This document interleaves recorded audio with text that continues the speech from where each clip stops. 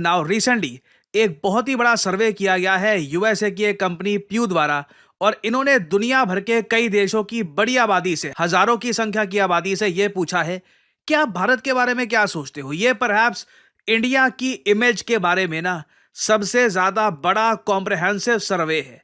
इससे आपको एक प्रॉपर जानकारी मिल जाएगी कि आज के समय दुनिया में वो कौन से देश है जहां पर भारत को फेवरेबली मतलब के पॉजिटिव तरीके से या फिर अनफेवरेबली मतलब नेगेटिव तरीके से देखा जाता है। इस पर आप देखोगे काफी आर्टिकल्स भी पब्लिश हुए हैं। ये है वो सर्वे, 24 देशों के लोगों से पूछा गया कि भारत के बारे में आपका क्या व्यू पॉइंट है, पर्टिकुलरली भारत की विदेश नीति के बारे में क्या आप सोचते हैं। क्योंकि इन दी एंड सिंस वो लोग हमको देखते हैं एज फॉरेनर्स, हमारी विदेश नीति का ही इंपैक्ट सबसे ज्यादा दुनिया भर के विभिन्न देशों पे आता है, चाहे Brazil, Argentina, US, Israel, Turkey, कोई भी देश हो। और अगर यहाँ पे आपका सवाल ये है हमें क्या परवाह कि दूसरे हमारे बारे में क्या सोचते हैं, देखिए ऐसी कोड्स व्हाट्सएप, इंस्टाग्राम वगैरह पे अच्छी लगती है, मगर in real life, in Jio politics, आपकी जो इमेज है, जो आपकी रेपुटेशन है, ये बहुत ज्यादा मैटर करती है। एक बहुत ही फेमस ग्रीक फिलोसोफर थे आज से कई सदियों पहले, सीरस के नाम से। इन्होंने ये कहा था कि एक गुड रेपुटेशन, अगर दुनिया में आपकी रेपुटेशन अच्छी है, लोग आपको पसंद करते हैं, लोग आप पे विश्वास करते हैं,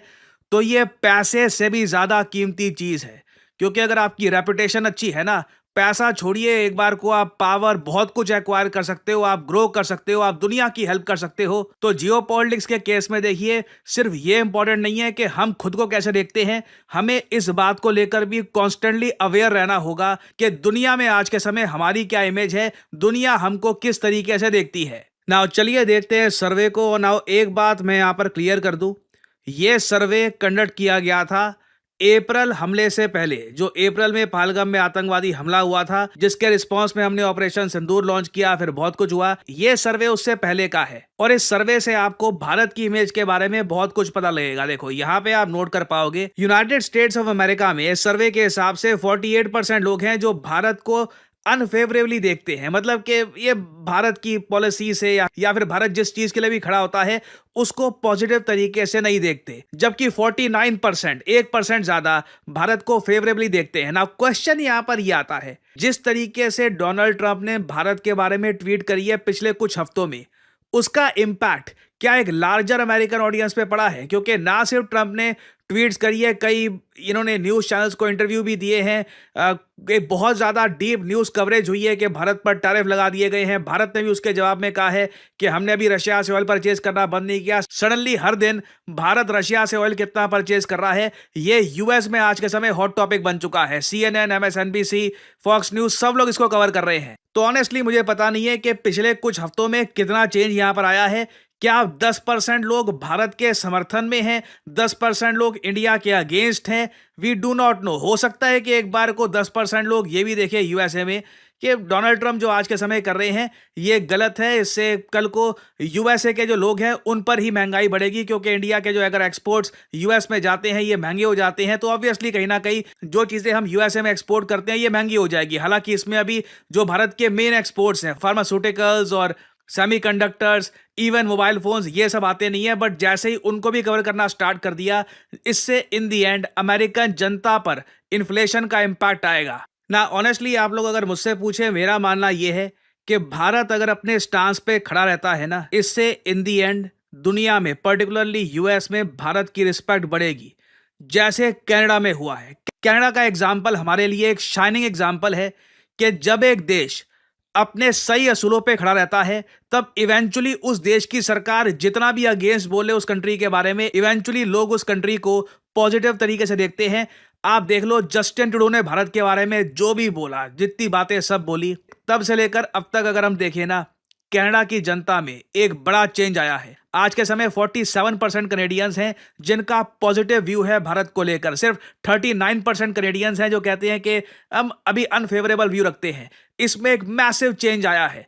कई लोग हैं जो कह रहे हैं पता नहीं, हम इसके बारे में जवाब देना नहीं चाहते, 13% के आसपास। मगर फिर भी जैसे जैसे दुनिया ये देखेगी कि भारत झुकता नहीं है, और ऐसा नहीं है कि हम लोग कुछ गलत काम कर रहे हैं, हम लोग अपने हितों के हिसाब से काम कर रहे हैं, people will slowly start respecting us even more. UK में आप देख लीजिए, perhaps one of the most pro India population दुनिया में आपको यूके में मिलेगी। यूनाइटेड किंगडम में 60% फेवरेबल व्यू है भारत के प्रति, 29% नेगेटिव व्यू है। और इसके कई रीजन है। भारत का खाना, भारत का कल्चर, क्रिकेट देखिए एक बहुत ही इंपॉर्टेंट स्पोर्ट है जो यूके और इंडिया के लोगों को इकट्ठा लाता है। रिसेंटली जो टेस्ट सीरीज हुई है इंडिया यूके के बीच में, रिकॉर्ड तोड़ आपने देखा होगा, व्यूअरशिप थी उसकी, कई लोगों ने उसको ऑनलाइन भी फॉलो किया।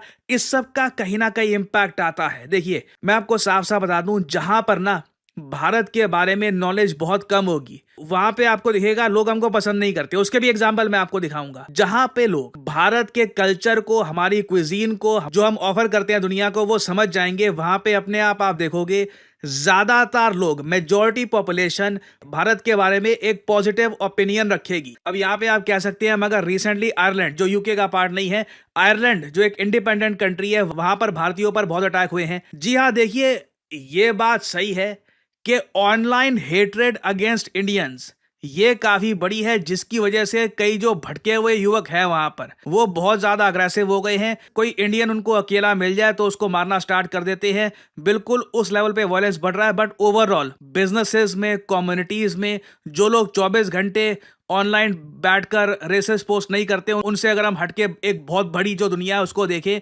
वहां पे आपको इंडिया का व्यू रिलेटिवली पॉजिटिव मिलेगा।